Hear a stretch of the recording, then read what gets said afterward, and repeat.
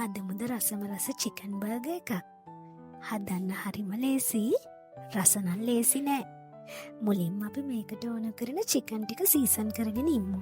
Description එකේ දාලා තියෙන ඔක්කොම ජාති එකතු කරලා චිකන් එක ටිකක් වෙලා තියලා ඊට පස්සේ එයා ෆ්‍රයර් එකේ 200 උෂ්ණත්වයට විනාඩි 20ක් තියලා මේ චිකන් එක හදාගන්න පුළුවන්.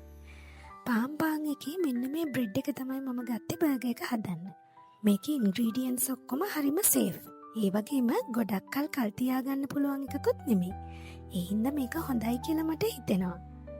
ඊට පස්සේ වෙනදා වගේම බර්ගර් එක හදන්න බටර් ටිකක් කාලා, චීස් කෑල්ලක් තියලා, ඒකොඩින් සලාඩ් ලීව් එකක් තියලා අපේ අර ෆ්‍රයි කරගත්ත චිකන් එක තියන්න. සෝස් ටිකක් දාලා ඔයගලන්ට කැමති නම් මයොනයිස් උනත් ඇඩ් කරගන්න පුළුවන්.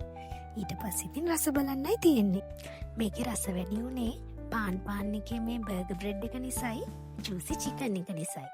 එහෙනම් හදලා බලලා රස මටත් කියන්න හොඳේ.